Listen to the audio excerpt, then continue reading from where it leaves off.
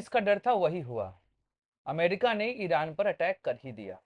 भारतीय समयानुसार सुबह 4:30 बजे ईरान के 3 परमाणु सेंटर, जहां पर एक नतांज, इस्फहान और फोर्डो, यहां पर आप जानिए कि इन तीनों जगहों पे माना जा रहा है कि ईरान अपने न्यूक्लियर वेपन्स को तैयार कर रहा है।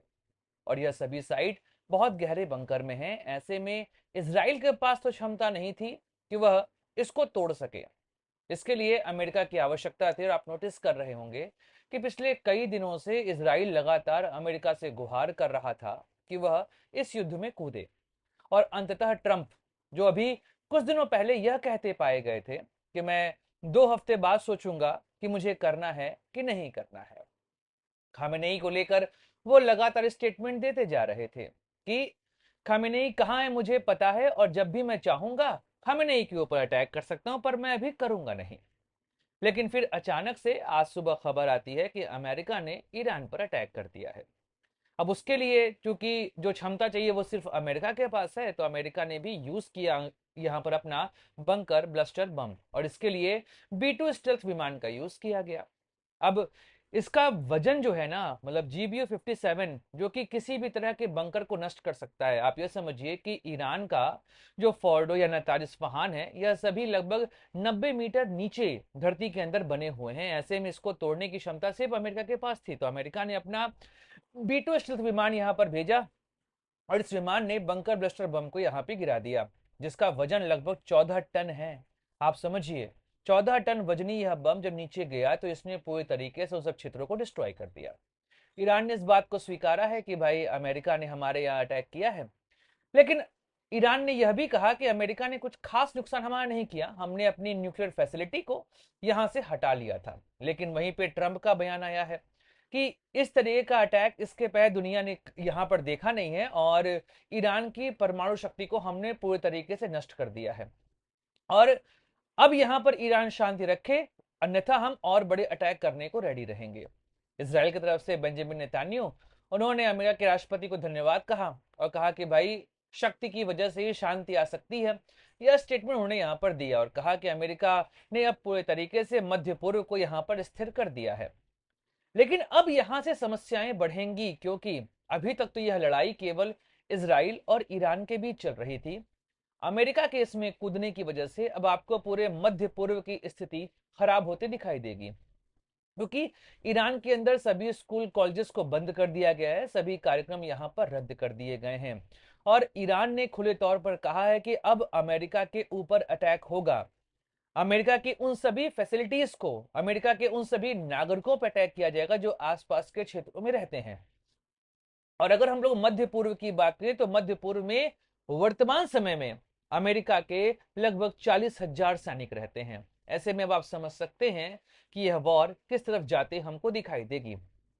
उधर यमन से भी बातें आ रही हैं। यमन ने यह साफ कहा है कि भाई हम इस युद्ध में ईरान के साथ हैं, क्योंकि अब यमन की स्थिति को आप थोड़ा समझ लीजिए। यहां पर ईरान के बारे में आप जानते हैं कि वहां पे शिया गवर्नमेंट है, और आप ये समझिए कि पूरे उस मध्य पूर्व में इकलौती शिया गवर्नमेंट रहती है।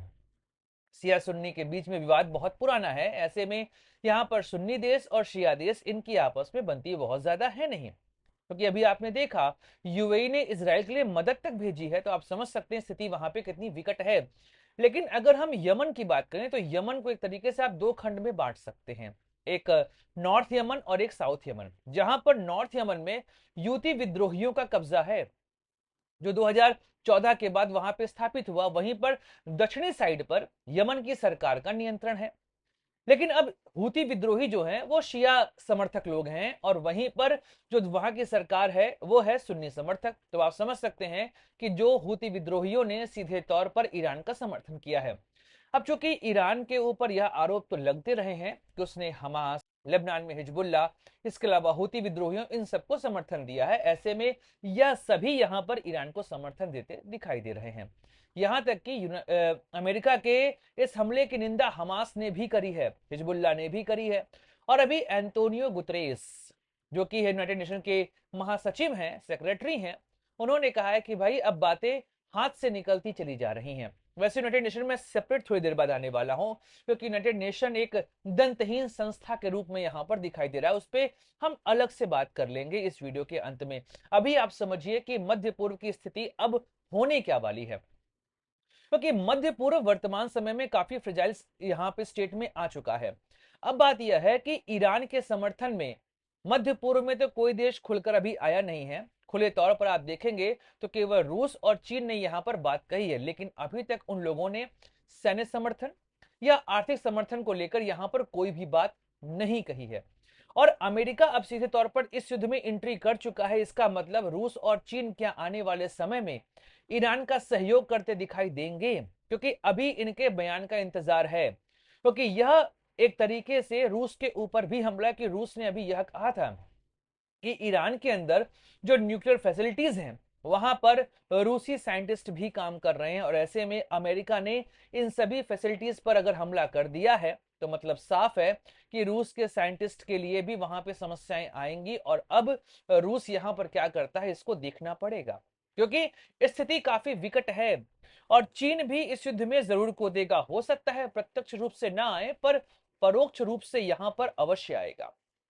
अब ईरान ईरान के लिए भी स्थिति काफी विकट है, क्योंकि ईरान ने भले यह कहा है कि भाई मैंने वहां से जितनी भी हमारे न्यूक्लियर फैसिलिटीज थे उनको हमने वहां से हटा लिया था, ऐसे में हमको बहुत बड़ा नुकसान नहीं हुआ है। रेडिएशन की खबरें झूठी हैं, वहां पे आम नागरिक आराम से रह रहे हैं। वहीं पर ट्रंप का कहना यह है कि हमने पूरे तरीके से ईरान को यहाँ पे दंतहीन कर दिया है, अब वह शांति की बात करे, हथियार डाले, तब हम आगे बात करने को तैयार होने वाले हैं। मतलब दोनों के स्टेटमेंट जस्ट अपोजिट यहां पर दिखाई दे रहे हैं। लेकिन ईरान के पास सबसे बड़ी ताकत है स्टेट ऑफ हॉर्मज, क्योंकि स्टेट ऑफ हॉर्मज पूरे विश्व का लगभग 26% तेल जो है वह उस रास्ते से जाता है। ऐसे में उस पर कंट्रोल पूरे तरीके से ईरान का है। अगर ईरान ने उस क्षेत्र को रोक लिया तो आप यह समझिए कि पूरे विश्व में ईंधन की क्राइसिस आने वाली है। और ईरान इसको लेकर काफी सीरियस हो सकता है, क्योंकि अमेरिका ने एक तरीके से ईरान के आत्मसम्मान को यहां पर चुनौती दी है। अब बात यह है कि ईरान कैसे इस चीज को आगे लेकर बढ़ेगा, खामेनेई आखिर यहां पर कैसे आगे बढ़ने वाले हैं, क्योंकि अब बात ईरान की आत्मसम्मान की भी है और ईरान के शक्ति की भी है। कि मध्य पूर्व की शक्ति को नियंत्रित करना आवश्यक है, वहां पर आग और पानी का संतुलन बना रहना चाहिए, अन्यथा तो समस्याएं आने वाली हैं। अब अमेरिका की एंट्री ने पूरे मध्य पूर्व की स्थिति को बिगाड़ के रख दिया है। अगर सही तौर पर रेडिएशन फैलेगा तो उसका इफेक्ट आपको UAE, Oman, Qatar, Bahrain, Saudi Arabia, इन सब जगहों पर होते हुए दिखाई देगा। यह केवल साधारण हमला नहीं कहलाएगा, क्योंकि इससे पूरी स्पीसीज के ऊपर वहां पर जो रह रही है उन पर खतरा उत्पन्न हो सकता है। इसराइल साफ तौर पर यहां पे ईरान के आगे दम तोड़ते दिखाई दे रहा था। उसका जो प्रोडक्शन है मिसाइलों का वह उसके बचाव में खर्च हो रहा था, पर वह खर्च उसके प्रोडक्शन से बहुत ज्यादा था। ऐसी स्थिति में इसराइल आने वाले समय में मिसाइलों से हीन हो सकता था। ऐसी स्थिति में इसराइल के लिए यह बहुत बड़ा वक्त था कि अमेरिका इस युद्ध में खुले तौर पर कूदा है। ईरान के अटैक का इंतजार है, क्योंकि ईरान शांत तो नहीं बैठेगा, क्योंकि यह भी उसके अस्तित्व की लड़ाई है। आप यह समझिए कि अगर ईरान ने वहां सरेंडर कर दिया तो मध्य पूर्व की स्थिति पूरी तरीके से बदल जाने वाली है। अभी वहां पे जो कंट्रोलिंग है एक तरीके से कहूं मध्य पूर्व का, वह सऊदी अरेबिया और ईरान के बीच में समानांतर रूप से चलता रहता है। लेकिन अगर ईरान का यहां पर फॉल होता है तो पूरी तरीके से उस क्षेत्र में आपको सऊदी अरेबिया का कंट्रोल होते दिखाई देगा। और सऊदी अरेबिया कंट्रोल होने का मतलब है एक तरीके से अमेरिका वहां पर नियंत्रण स्थापित कर लेगा, क्योंकि अभी सीरिया में भी आपने देखा है कि वहां पे असद गवर्नमेंट हटी और वहां पे विद्रोही की गवर्नमेंट आ गई है। उन विद्रोहियों के गवर्नमेंट को अमेरिका वहां पे सहयोग कर रहा था। तो ऐसे में ईरान पर हुआ यह अटैक पूरे मध्य पूर्व की स्थिति को यहां पे बदल के रख देगा। अब इंडिया यहां पर क्या करेगा, क्योंकि इंडिया के लिए स्थिति काफी विकट है, क्योंकि इंडिया का लगभग 1/3 तेल जो है वो स्टेट ऑफ हॉर्मज के रास्ते से आता है।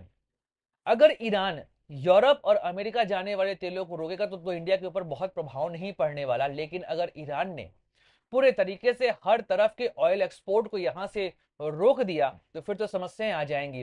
वैसे लग नहीं रहा कि एशिया को लेकर ईरान यह कदम उठाएगा, क्योंकि वहां से भारत के लिए भी और चीन के लिए भी, इन दोनों के लिए ऑयल जो है वो आता है।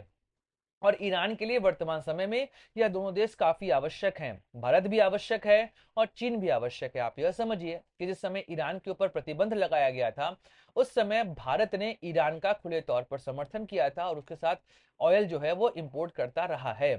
और भारत ने अभी, आप ये समझिए कि ईरान और इसराइल दोनों को लेकर यहाँ पे कुछ खास बात नहीं कही है, क्योंकि यह दोनों उसके साथी हैं।